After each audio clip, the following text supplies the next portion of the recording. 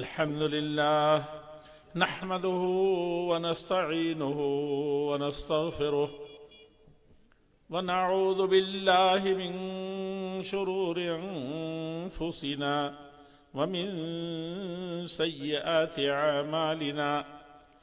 नऊज़ु बिल्लाहि मिन शुरूरि अंफुसिना व मिन सय्यिआति अमालिना।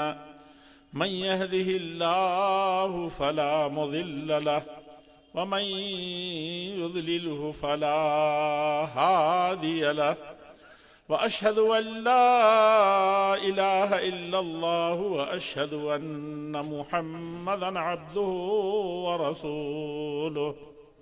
अम्मा बअद फ़इन्न खैरल हदीस किताबुल्लाह व खैरल हदी हदी मुहम्मदिन सल्लल्लाहु अलैहि वसल्लम व शर्रल उमूरि मुहदसातुहा व कुल्ल मुहदसतिन बिदअह व कुल्ल बिदअतिन ज़लालह व कुल्ल ज़लालतिन फिन्नार। अऊज़ु बिल्लाहि मिनश शैतानिर रजीम। बिस्मिल्लाहिर्रहमानिर्रहीम। या अय्युहल्लज़ीना आमनुत्तक़ुल्लाह हक़्क़ तुक़ातिह व ला तमूतुन्न इल्ला व अंतुम मुस्लिमून। या अय्युहन्नासुत्तक़ू रब्बकुमुल्लज़ी ख़लक़कुम मिन नफ़्सिन वाहिदा व ख़लक़ मिन्हा ज़ौजहा व बस्स मिन्हुमा रिजालन कसीरन व निसाअ वत्तक़ुल्लाहल्लज़ी तसाअलून बिही वल अर्हाम इन्नल्लाह कान अलैकुम रक़ीबा। या अय्युहल्लज़ीना आमनुत्तक़ुल्लाह वक़ूलू क़ौलन सदीदा युस्लिह लकुम अअमालकुम व यग़फ़िर लकुम ज़ुनूबकुम व मन युतिइल्लाह व रसूलहु फ़क़द फ़ाज़ व मन युतिइल्लाह व रसूलहु फ़क़द फ़ाज़ फ़ौज़न अज़ीमा। वक़ाल तबारक व तआला फ़ी मौज़िइन आख़र वल अस्र इन्नल इंसान लफ़ी ख़ुस्र। वक़ाल फ़ी मौज़िइन आख़र वकज़ालिक जअलनाकुम उम्मतन वसतन लितकूनू शुहदाअ अलन्नास व यकूनर रसूलु अलैकुम शहीदा। वक़ाल नबियुल करीम सल्लल्लाहु अलैहि वसल्लम अद्दीनु अन्नसीहा। क़ील लिमन या रसूलल्लाह औ क़ुलना लिमन या रसूलल्लाह क़ाल लिल्लाहि व लिकिताबिहि व लिरसूलिहि व लिअइम्मतिल मुस्लिमीन व आम्मतिहिम औ कमा क़ाल सल्लल्लाहु अलैहि वसल्लम। मेरे जमात और जमीयत और मिल्लत के आसमाने खिताबत, किताबत और सहाफ़त और दर्स व तदरीस और दावत व तबलीग के तमाम ही आफ़ताब व माहताब और नजूम व कवाकिब, उलमाए किराम, खुतबाए इज़ाम और जमात के कलमकार हज़रात, ख़्वाह वो उर्दू ज़बान के हों या बंगला के महाबख्ता हों। इसमें इस वक्त ज़रूरत है कि जो जिस ज़माने की कसम पुरसी का, जिस ज़माने के तक़ल्लुबात का, जिस ज़माने के हालात व ज़ुरूफ़ के हवाले से बहुत हद तक हम कहते आए हैं, मैंने तमाम ख़तीबों को सुना है, ज़माने से मुतल्लिक़ सब कुछ न कुछ कह रहे थे और अपने अपने लय में, अपने अपने अंदाज में इस्लाह और दावत व तबलीग और इस्लाह ज़ातिल बैन के साथ जितनी तरह की खराबियाँ उम्मत के अंदर, मिल्लत के अंदर, मुल्क के अंदर दरकर आई हैं, उसके मदावे की कोशिश कर रहे थे। जाहिर बात है कि अगर इतना भी न हो तो फिर पता नहीं क्या हाल होगा। और हम लोगों को एक तरह से नक़द और तबसरे से बिल्कुल ऊपर उठ जाना चाहिए और खैर का जिस तरीक़े से भी जहाँ से जैसा पहलू हो उसको लेने की कोशिश करनी चाहिए। हम खुद नाक़िस हो चुके हैं, ऐसे भी इंसान कभी कमाल को नहीं पहुँचा। बहुत कम हैं जिनकी तरफ इशारा है कि वो ऐसे हैं जो कमाल को पहुँचे। मर्दों में से तो चंद मादूदे चंद थे, लेकिन औरतों में से भी एक आध कहा गया। तो अल कमालो लिल्लाह, हकीकत में कमाल किसी के लिए नहीं है, अल्लाह जल्ल शानहू के लिए।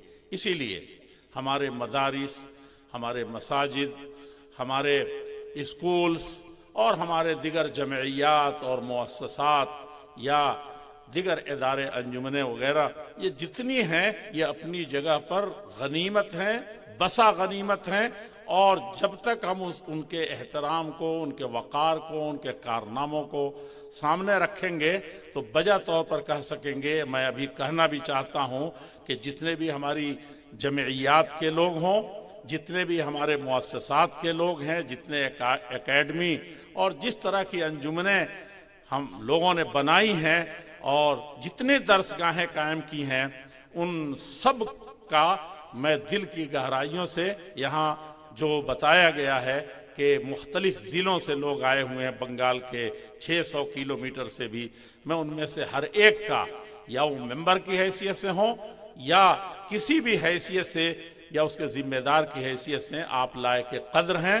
और मैं मौका होता या सब कुछ छोड़ करके, तकरीरें बहुत हुई हैं, मैं ये अर्ज़ करूँगा कि सिर्फ उस पर अमल करने की कोशिश करें, अपने लिए एक तोहफ़ा लेकर के जाएं, अपने नजात का एक जरिया लेके जाएं, अपनी हलाकत का सामान न पैदा करें। इल्म जो सबसे बड़ी चीज़ है, जिस इल्म के हवाले से हम लोग इकट्ठा हुए हैं, यकीन जानिए कि उससे बड़ी चीज़ कोई चीज़ है ही नहीं है। यह जामिअल इल्म निअमत ज़ुख़्र तजमाहु ला तादिलन बिही दुर्रम वला ज़हबा। अफसोस का मकाम है कि आज माल, दौलत, मंजिल, मकान और मकाम और मनसब, इसके पीछे ये इस इल्म को हमने सब हर तरीके से छोड़ दिया है। हालांकि ये कोई चीज़ नहीं थी इस इल्म के सामने, इस उलमा के सामने और उनके उस इल्म की बुनियाद पर, उसके तकाजे की बुनियाद पर, कौल व किरदार के सामने। आज हम जहाँ भी पहुँचे हैं, जिस हालत में भी पहुँचे हैं, वो इल्म की नाकदरी, उलमा की नाकदरी और उस पर अमल के नापैद होने की वजह से। ये यकीन जानिए, तमाम नसूस को जमा करेंगे तो कोई आलिम कहे जाने के लायक है ही नहीं, चाहे जितना बड़ा भी इल्म वाला हो जाए। गरचे सब मखलूक में इंसान बेहतर है, मगर हक से रूह गर्दा हुआ तो सबसे बदतर हो गया। इंसान अशरफुल मखलूकात है। अल्लाह जल्ल शानो ने वलक़द कर्रमना बनी आदम फरमाया है, वलक़द खलक़नल इंसान फ़ी अहसन तक़वीम। लेकिन उससे बदतर, जानवरों से बदतर, बल्कि ये मिट्टी रौंदी जाने वाली है, उससे भी बदतर है। या लैतनी कुन्तु तुराबा। असल चीज़ क्या है? इस इल्म के साथ अमल है। अगर हमने इस जलसे को जो सुबह से, मुझे मालूम है मौलाना मतिउर रहमान साहब ने कितनी मरतबा फ़ोन किया, किस किस तरीके से किया, और मेरे लिए आजकल सबसे बड़ा तमाम झमेलों में, तमाम उलझनों में, मरकजी जमीयत में रहते हुए मेरे लिए सिर्फ मसला ये है कि वो गुना भाग में सारा वक्त चला जाता है और कोई राजी नहीं है। मुसलसल सफर में निकला हुआ इंसान कभी भी कोई राजी नहीं होता। मुझे यहाँ से कम 10 मदरसे वाले भाइयों ने फ़ोन किया होगा, जो मुझे 5 तारीख को गालबन आना था। ज़िली जमीयत अहले हदीस ने जो कॉन्फ्रेंस बुलाई थी आपके इसी ज़िले के अंदर उत्तर दीनाजपुर यहाँ, और मैं यकीन जानिए कि वादा तो मैंने कभी नहीं किया, और सब लोग नाराज होते हैं कि वादा करके नहीं आए। मैंने वादा कभी नहीं करता, लेकिन मैं कहता हूं कि अदना गुंजाइश निकली तो अपने दिल में उसको ठान लेता हूं कि करना है, लेकिन जबान से वादा नहीं करता, पहली चीज। दूसरी चीज ये है कि दिल में जहां ठानता हूं अल्लाह से मदद तलब करता हूं, अल्लाह जल्ले शानहू इस वादे को जो मैंने दिल में तुझसे किया है, लोगों की जुबान नहीं दी है, मैं इसको पूरा करूं। लेकिन हकीकत यह है कि जमात है, जमीयत है, मिल्लत है, उसके मसाइल हैं और इतने सारे हैं कि आप उसको निभा नहीं सकते। हम में शैतान इतना तगड़ा है कि अगर हम वाकई अल्लाह के लिए थे, इतने उलमा काफ़ी नहीं है, इसमें से अगर किसी वजह से किसी मजबूरी से कोई नहीं आ सका तो उसको किसी खास जाविये से देखना या कोई खास राम देना, यकीन जानिए कि ये हमारे कौल व किरदार के हकीकत में मुनाफी है जिसके हम शिकार हो जाते हैं। गरज मैं एक बात बहुत साफ तरीके से कहना चाहता हूं अपने मदारिस के लोगों से। उस वक्त मैंने कुछ लोगों से कहा था कि जरूर मैं आऊंगा, तो वक्त रहा तो जरूर आपके यहाँ चलूंगा या आपकी सुनूंगा, आप ऐसा करूंगा। और मुझे नूरुल इस्लाम साहब तो इंतहाई दर्जे गुस्से में, और अब्दुल हलीम साहब का तो पूछना ही नहीं कि ये हम लोग किसी लायक नहीं है, हम लोगों का कोई मसला इस तरीके से नहीं है। मुझे याद आता है कि कतर के अंदर एक बड़ी अजीमुश्शान कॉन्फ्रेंस थी, 6 निशस्तें थी, उसमें से आखिरी निशस्त पहले वाली निशस्त तीसरे दिन मेरी थी। मैं आपसे ये अर्ज करूं कि मैंने उनसे छोटी सी दरखास्त की और एक दिन में मैं आ गया था, सिर्फ ये कह करके कि पंजाब सूबे ने कहा था मुझे मालूम है आप कतर का सफर कर सकते हैं, मुझे मालूम है कि आप अहमदिया सल्फिया दरभंगा में मुज़ाकरा हो रहा है, वहां अरब आएंगे, आप पहुंच जाएंगे, मुझे मालूम है कि अजमेर में सूफी अजीमुश्शान कॉन्फ्रेंस हो रही है और तमाम वहां पर मशीनरियां कायम है, आप वहां जरूर चले जाएंगे। लेकिन पंजाब जैसे छोटे सूबे में, गरीब सूबे में, और जमात जहां मजबूर है, नहीं, मुझे यकीन जानिए कि मुझे उस कॉन्फ्रेंस को छोड़ के आना पड़ा था। और उनका दिल देखिए कि उन्होंने पहले दिन दूसरी सीटिंग में, जब ये हालात मैंने इस तरह के तो नहीं बताए, लेकिन मैंने कहा कि जरूरी है तो खींच करके लाके ये भी लोग जो हैं जो मसले को समझते हैं। इस कॉन्फ्रेंस के दिन जो पिछले महीने 5 तारीख को थी, यकीन जानिए कि मेरे प्रोग्राम में बहुत पहले से शामिल नहीं था, या शामिल था तो मुझे याद नहीं था, इसलिए मैंने बार बार इधर करने के बाद दिया था। और उसको लेकिन बहरैन में एक आलमी कॉन्फ्रेंस जो अजहर जामिया अजहर मिस्र जिसको अंजाम देता था, और कई कॉन्फ्रेंसों में मैं शरीक हुआ हूँ उसके, और जिसमें पोपे आजम, रूमा के पोपे आजम होते हैं और उस मुल्क के सरबराह होते हैं, और जैसे बहरैन के बादशाह भी थे, ये सब थे, कुछ खास प्रोटोकॉल थे उसके अंदर, शरीक होना जरूरी था। और हिंदुस्तान से हम 2 आदमी थे सिर्फ, एक जमीयतुल उलमा के और एक मैं तो अव्वले दिन से शरीक होता हूं, और मजलिसुल हुक्मा है उसका कई नाहिये से मैं एक फर्द भी हूं। और वो मर्द आज़ाद चला गया जो शेखुल अजहर का मुशीर मुस्तशार हुआ करता था, बंगाल का था और बंगालीउल असल हकीकत में, और यही उस शख्स की पैदाइश थी। मेरी मुराद उससे उज़ैर शम्स रहमतुल्लाह अलैह। तो ये मजबूरियां होती हैं, मैंने बहुत कहा, लेकिन पारा गर्म घर से जब ये मौका आया तो आज की तारीख हिंदुस्तान के सबसे बड़े आलिम में बिला मुबालगा कह सकता हूं, एक शेख अब्दुल क़य्यूम बस्तवी हैं। मैं ये किस्सा नहीं सुना रहा हूं, मुझे बहुत सी बातें कहनी थी और जल्द ही खत्म करनी है, लेकिन मैं इसलिए कह रहा हूं कि आप एक दूसरे से कोऑपरेट करके चलें, एक दूसरे के मजबूरियों को समझें। पता नहीं हमारे लोगों ने कहां से फैला दिया खताए बुजुर्गा गिरफ्तन खतास, या ये कि कहा कि अगर 100 उज़्र तलाश कर सकते हो अपने भाई को, एक मुदर्रिस दूसरे मुदर्रिस की, एक मुदर्रिस एक जिम्मेदार की, मुदीर की, और एक मुदीर एक मुदर्रिस की, एक भाई अपने भाई की, एक बीवी अपने शौहर की, एक शौहर अपने बीवी की, एक साथी जो बगल में बैठा हुआ है, ये उज़्र दूसरे के लिए तलाश कीजिए, उसके खिलाफ केस मत बनाइए। मैं ये अर्ज कर रहा हूं, डॉक्टर अब्दुल रहमान परेवाई, शेख अब्दुल क़य्यूम जो रासुल खैमा के एक यूनिवर्सिटी के सीनियर उस्ताद माने जाते थे। इस वक्त जो अभी वजीर थे, जो अभी हटे कतर के, वो बताया, हमसे फख्र से बताया दाकार सेनेगाल के अंदर कि मौलाना मैं उनका फख्र से कहता हूं कि मैं उनका शागिर्द हूं। जो वजीर हैं कतर थे, अभी मेरे ख्याल से हट गए हैं। मेरे कहने का मतलब यह है कि उन्होंने बहुत पहले कहा था, आज से 35 साल पहले कहा था कि एक सेमिनार में डॉक्टर अब्दुल रहमान फरेवाई साहब का जिक्र आया कि अगर इनकी किताबों को ऐसे सजाया जाए, लिखी हुई किताबों को तहकीक की हुई, तो दरवाजा बन जाएगा, डॉक्टर साहब इससे निकल जाएंगे। मुझे खूब याद है, मैंने कई जगह दोहराया उसको। उस आदमी ने जब मैं यहाँ की नजाकत बताया तो आज उनके यहाँ मऊ के बड़े बड़े उलमा, हिंदुस्तान के बहुत बड़े उलमा, हिंदुस्तान के तमाम जगहों से जामिया सलफिया लेकर के जो मरकजी दारुल है, हर जगह के उलमा और नुमाइंदागान मौजूद।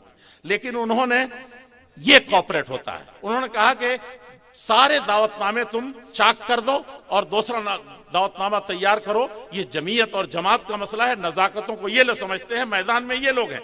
तो कल उन्होंने उसको किसी तरीके से, और वो भी आधे वक्त के लिए, थोड़ी देर के लिए मुझे कहा कि नहीं आना जरूरी है, उससे कुछ चीजें जो अवार्ड दिया जाता है बड़े बड़े लोगों को दिया, तो ये हकीकत में एक चीज होनी चाहिए। जलसा जुलूस है, जलसा करने वालों में कोई कमी नहीं होती। जलसा वाले चाहते हैं कि एक एक आदमी की नेकियों में इजाफा हो। चल करके आप आते हैं, ये बड़ी फजीलत है। अगर ये इन मदारिस के तलबा के लिए यह है कि इनसे बेहतर कोई नहीं हो सकता, खैरुकुम मन तअल्लमल कुरान व अल्लमहु, इनके असातिज़ा से बेहतर कोई नहीं हो सकता। मछलियां समुंदर में दुआ करती हैं, वह इन्नल मलाइकता लतज़उ अजनिहतहा रज़ल बिमा यतलुब, कहा कि फरिश्ते ये कारपेट नहीं, ये रेट चादरें नहीं, ये बड़े बड़े कालीन नहीं बिछाए जाते जो बादशाहों के सामने बिछाए जाते हैं। ये जर्रे बेमिकदार हैं। आदम अलैहिस्सलाम से लेकर के ईदम तक जितने दीबा व हरीर के ये चादर बिछाए गए होंगे, वो एक जर्रा बराबर पासिंग नहीं कर सकते जो अल्लाह के फरिश्ते ये तालिब इल्म के रास्ते में बिछाते हैं। और ये तालिब इल्म जो जलसों में आए, उनके लिए क्या होता है? उनके घरों पर रहमत नहीं बरसती? उनकी औलाद के लिए अल्लाह रब्बुल इज्जत वल जलाल रहमतें नहीं बरसाता? क्या इनके रास्ते में फरिश्ते नहीं पर बिछाते? क्या उनके ऊपर साया फगन नहीं होते रहमतों का पर लेकर के?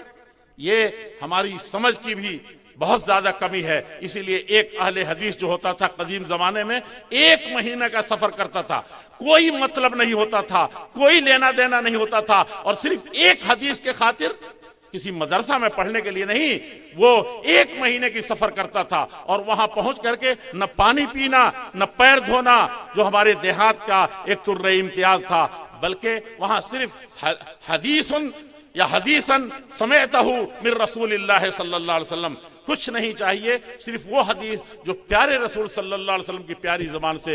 ये अहले हदीस का तुर्रा इम्तियाज था। और बंगाल की जमीन में तो मैं कहता हूं और बार बार कहता हूं कि इससे ज्यादा हदीस के लिए, अहले हदीस के लिए और सारे हिंदुस्तान के लिए इससे ज्यादा कोई ज़रख़ीर सरजमीन नहीं थी।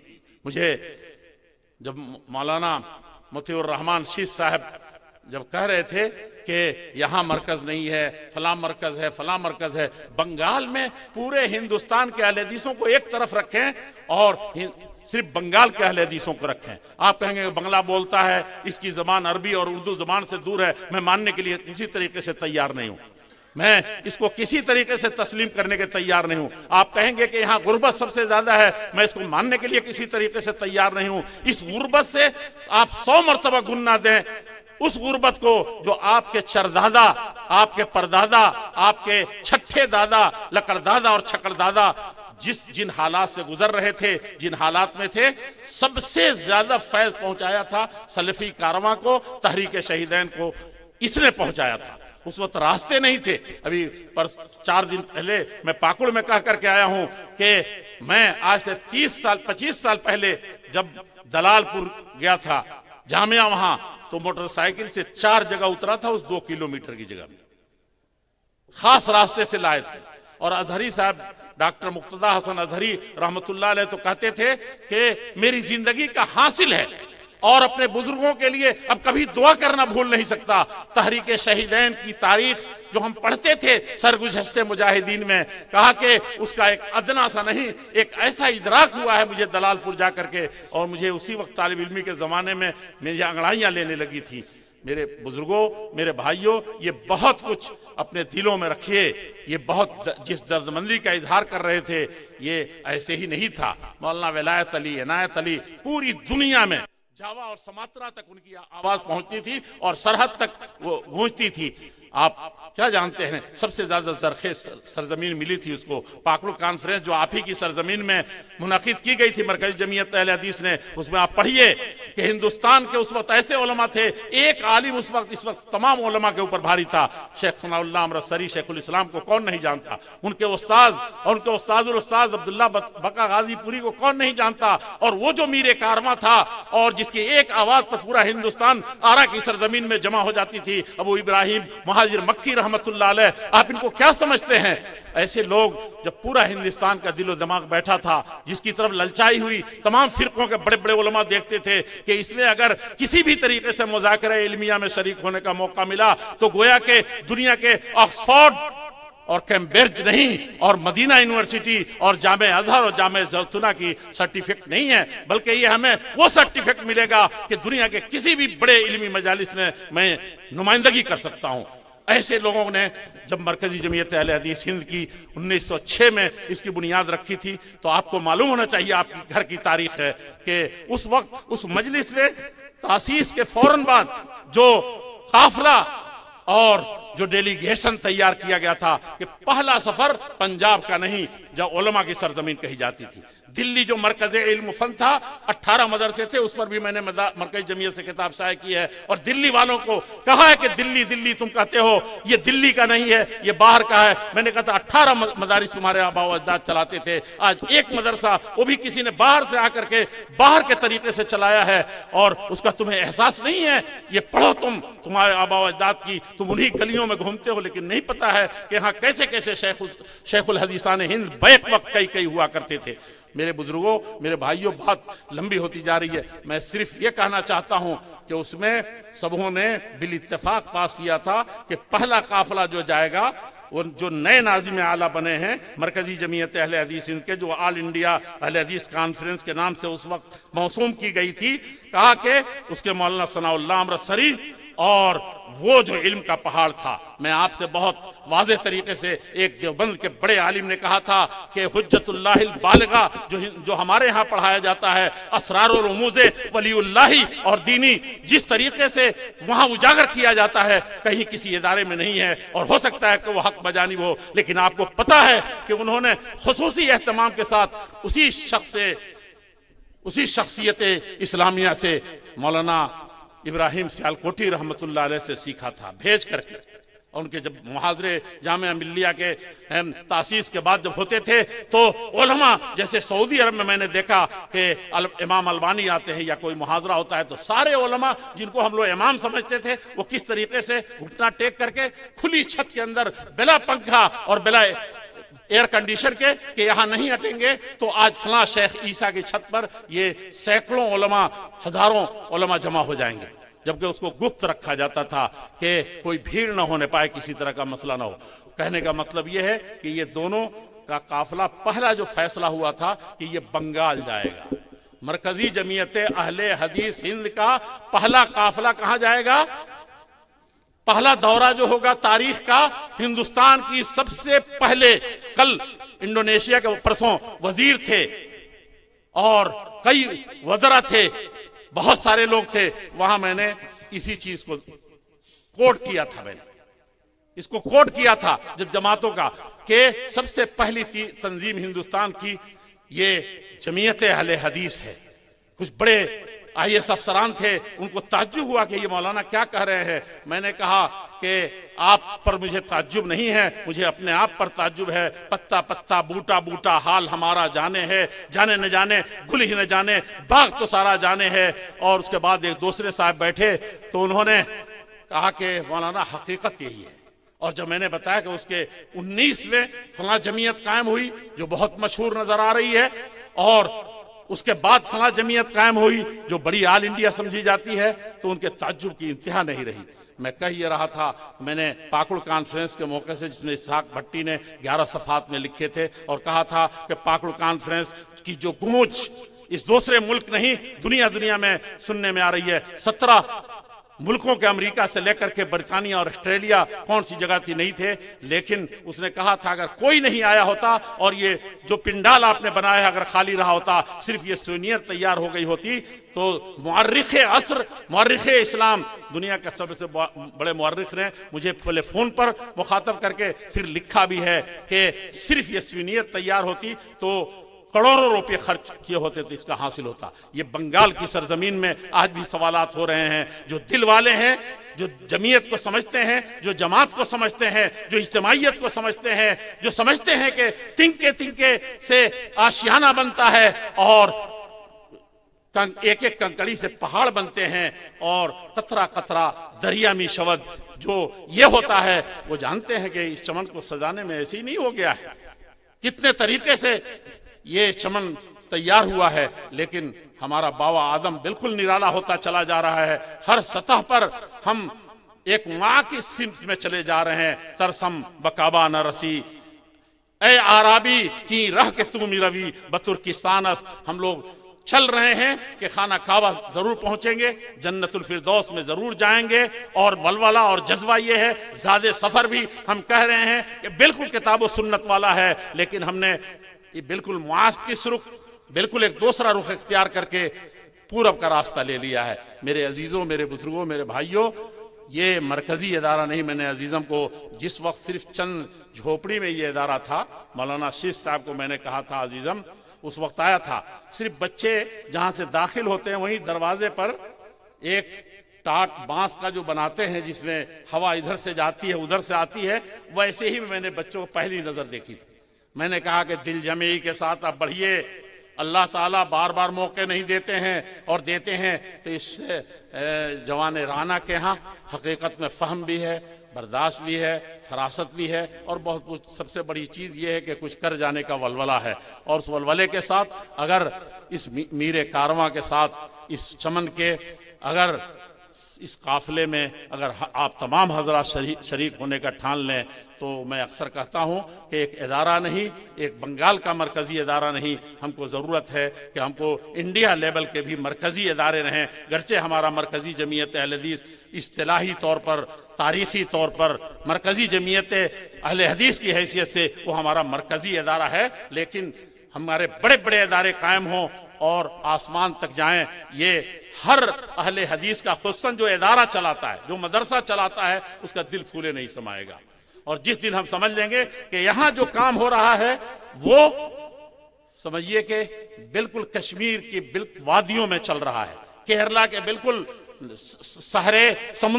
साहिल समुंदर पर कायम है, और जितना हम वहाँ खुश हो रहे हैं केरला के होने के नाते, इसी तरीके से यहाँ खुश होंगे। एक मकतब कहीं कायम होता है तो हमारा काम है, हमारे काम की वहाँ पर पजिराई हो रही है। और मैं एक बात और अर्ज करूं कि ये मकातिब मत खत्म कीजिए। हालात तो ज़रूफ का रोना आपने रोया है, मैं भी नहीं रोना चाहता। ये हालात जो कुछ बिगड़े हैं उसके जिम्मेदार अव्वल और आखिर हम हैं। नुईबो ज़मानाना वल आइबु फीना व मल ज़मानिना आइबुन सिवाना। हम रोता रोत रहे हैं कि ये जमाना आ गया है, ऐसी बुराइयां आ गई हैं, इतने पस्ती में उलमा चले गए हैं, इस तरह मदारिस का हाल बदहाल होता चला जा रहा है, और जमाना कहाँ हमको लेकर गया। हाँ, ये गर्दिश दौरान हमें लाई है कहाँ। भूल जाते हैं कि इस जमाने का अव्वल और आखिर अगर कोई ऐब है, इसमें कोई पिछड़ापन है किसी तरह की उम्मत इस्लामिया पर या हम पर, फर्द और शख्स पर या मुज्तमात और मुआशरे पर किसी तरह के भी कोई अगर उफ्ताद पड़ती है तो उसके जिम्मेदार कोई नहीं, हम हैं, सिर्फ हम हैं। हम जमाने को ऐब लगाते हैं, लेकिन ऐब हकीकत में हमारे अलावा कोई ऐब नहीं है। मौलाना अबुल कलाम आजाद कहते थे, मेरे ख्याल से एक मजमून भी लिखा था और उसका उन्वान गालबन ये था, बचपने का देखा हुआ अगर गलत ना हो तो उन्होंने कहा था कि वजूदुक ज़म्बुन ला युकासु बिही जम्बु। कहा कि मुसलमानों, तुम कहते हो कि हम दूसरों के मुकाबले में गुनाह हमारे कम हैं, कोताहियां हमारी कम हैं। तुम कहते हो कि आज हमसे कोई गुनाह नहीं हुआ, आज तो मैं जलसे में फिदाई बन करके एक एक भाई के लिए फिदा हो रहा था और अल्लाह को खुश करने के लिए आया था, उसके लिए पैसे सर्फ किए थे।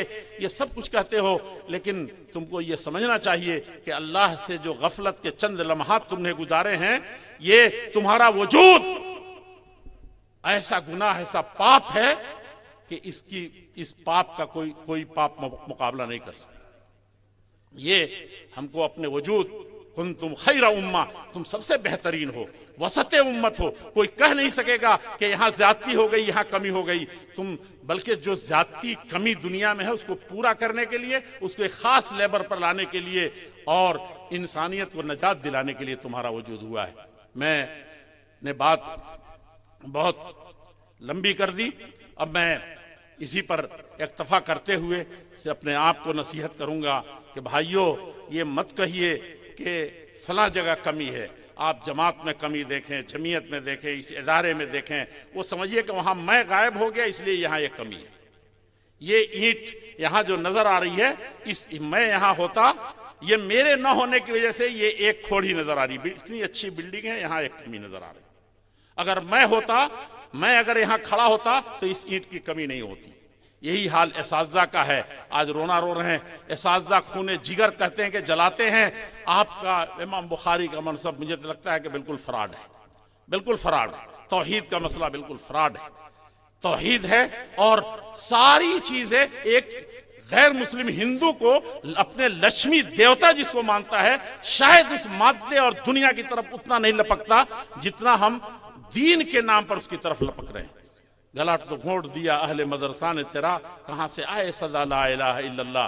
आइए हम फैसला करते हैं, अद्दीन नसीहा खैर खाही का नाम है, अल्लाह के लिए है। तो सिर्फ ये नहीं कि बुतों से बच गए और 1000 बुत पा लिया, फरईतमन इत्तखज़ इलाहा। यहाँ 100 बुत हैं जो ख्वाहिशात के पलरे में जा करके हमको बर्बाद कर रहे हैं। उससे बचने की जरूरत है। और कुरान के साथ हमारा जो मामला है, ज़कात से चला रहे हैं मदरसे और कहते हैं कि सबसे बेहतर तालीम हम दे रहे हैं। ज़कात खिलाते हैं कुरान पढ़ाने वालों को, पढ़ने वालों को, और कहते हैं कि सबसे अच्छी खिदमत अंजाम दे रहे हैं। ये तो मैल है, ये मैल ना निकालें तो आपको कैंसर हो सकता है और जन्नत जहन्नम में तो ले जाएगा। ये कैंसर से भी बदतरीन चीज बनकर के ले जाएगी ज़कात ही। और उसके जरिए से दीन की खिदमत हो रही है और वो भी नहीं निकल रही है। मोहम्मदुर रसूलुल्लाह सल्लल्लाहु अलैहि वसल्लम जिनको मार मार के गिरा दिया गया है और गिराने के बाद जमीन पर इस तरीके से लौलवान है कि आपसे उठा नहीं जा रहा है। तो फकानु यातूनहु फयाज़ुदूनहु फयरफऊनहु सुम्मा यरमूनहु बिल हिजारा। मोहम्मदुर रसूलुल्लाह सल्लल्लाहु अलैहि वसल्लम को एक हदीस सुनाने के पादाश में मुशरिकीन ताइफ ने मारा था, जमीन पर गिरा देते थे और फिर बाहों में हाथ लगाते थे, फिर पत्थरों की बारिश करते थे और उस वक्त कहते अल्लाहुम्मा दे कौमी फइन्नहुम ला यालमून। एक तालिब इल्म को थोड़ा सा फर्क पड़ गया तो वो मदरसे में स्ट्राइक की सोचता है, निकल जाने की सोचता है। एक मदरस को जिसको पाला है इन्हीं मदारस ने, आगोशे मोहब्बत में पाला है, और वो मदरस की बिल्कुल तेवर बदल जाते हैं। आज हमारे मदारिस का हाल, मेम्बरान के मसाइल और ये आलिया और तालिया पता नहीं क्या क्या होते चले जा रहे हैं और उसके बाद भी छुटकारा नहीं है। ये बहुत ज़रूरत है उसमें काबू पाने की। अल्लाह के रसूल सल्लल्लाहु अलैहि वसल्लम की सीरत तैयबा से हासिल करें। बात ख़त्म करते हुए मैं ये अर्ज़ करूं कि वले अइम्मतिल मुस्लिमीन, जो अगुआ बना रहे हैं मदरसे का, शीख साहब को बनाया है, जमीयत का किसी को बनाया है, मोहल्ले में किसी को मुखिया बनाया है, ठान लीजिए कि मैं अपनी गर्दन कटा दूंगा लेकिन इनको पीछे नहीं होने दूंगा। नहीं तो हम तो लेकर के पहले दिन बैठते हैं कि अगले इलेक्शन में इनको सबक सिखाएंगे। ऐसा कभी नहीं हो सकता। बहुत जरूरत है मदद करने की। आज कहते हैं कि ये कमी है। उस औरत को याद कीजिए जिस औरत ने पानी मिलाने के बाद कही तो उमर रजी अल्लाह तआला अन्हु, कहती है कि उमर ने नहीं, उमर का रब नहीं, उमर नहीं देख रहे, उमर का रब देख रहा है। आप ऐसा पैदा कीजिए तो देखिए क्या होता है।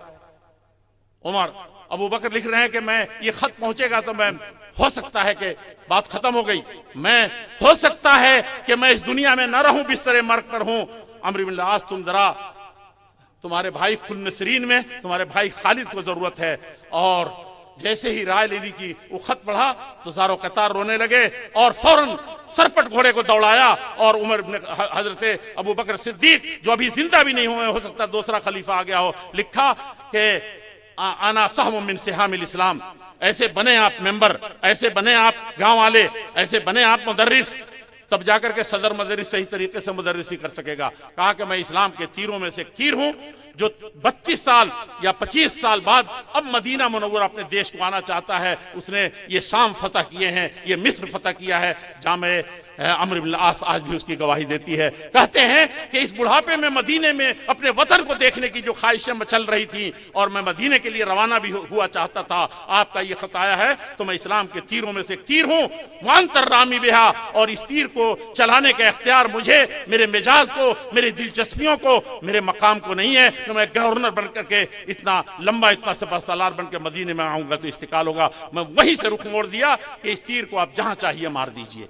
ये सलीका सीखिए, तब देखिए हमारे मदरसे कैसे फूलते हैं, हमारे जलसों की हालत कैसे बनती है और क्या नहीं होता है। आखिरी बात जो आप कहेंगे कि एक तरफा बात हो गई, मैं अपने नफ्स के लिए कहना चाहता हूं, आपसे कहना चाहता हूं कि जो जिम्मेदार बनते हैं अल्लाह क़यामत के दिन जवाब नहीं देंगे। फ़ातरफ़ू बिज़ंबिहिम, उस दिन रोएंगे। लेकिन आज अगर रात के में आप जाकर के रो लिया कि मैं अपने घर के, अपने बच्चों का क्या हक अदा कर रहा हूं, अपने बीवी का क्या हक अदा कर रहा हूं, मोहल्ले वालों के इतने हुकूक हैं, और ये गैर मुस्लिम भाई जिनकी सारी अमानतें लेकर के हम दुनिया के सबसे बड़े खाइन बन रहे हैं, ये मदारिस के जिम्मेदार बने हैं, और ये जमीयतों के में जो ओहदे के लिए होड़ लगी हुई है। मेरे बुजुर्गों, मेरे भाइयों, ये ऐसा गुनाह है जिसका एतराफ हम करके आगे बढ़ना चाहिए और वैसे ही बनना चाहिए जैसा कि उमर इब्न खत्ताब रजी अल्लाह अन्हु जो रात के अंधेरे में घूमते थे, दिन में वो कैसर और किसरा जिनसे कांपते थे, वो रात के अंधेरे में थोड़ा सा वक्त मिलता था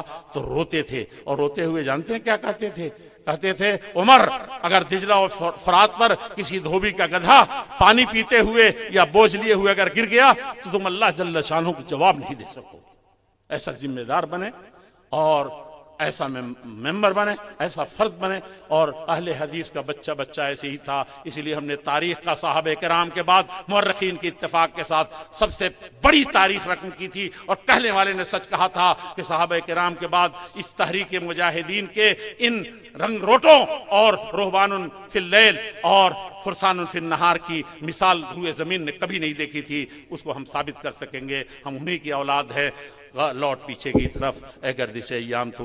मैं आखिर में दिल चाहता था कि वहाँ से शुरू करूँ, ऐसे होते होते अपने इस जमात के लालो गुहर का और सब लोगों का मैं शुक्रिया अदा करूँ, लेकिन कुल्लु सैद फी जौफिल फरा और आप बहुत बेचैन हैं। एक बेहतरीन खतीब मौलाना मुफ्ती रहमान अब्दुल हकीम साहब बंगला सुनने के लिए, उर्दू पता नहीं किस हद तक पल्ले पड़ी है, तो मैं मजीद न कह करके सिर्फ शीश इदरीस तैमी साहब जो इस जामे कमालात मजलिस के कमाल के यक्का व तन्हा सजावार हैं और उनके ज़िम्मन में हम सब लोग हैं, तो गोया नाम लेने की ज़रूरत नहीं है। अल्लाह जल्ल शानहू अब सबको शाद काम फरमाए और इस इदारे को सदा बहार रखे, दिन दुनी रात चौगुनी तरक्की अता फरमाए। वस्सलामु अलैकुम व रहमतुल्लाहि व बरकातुहू।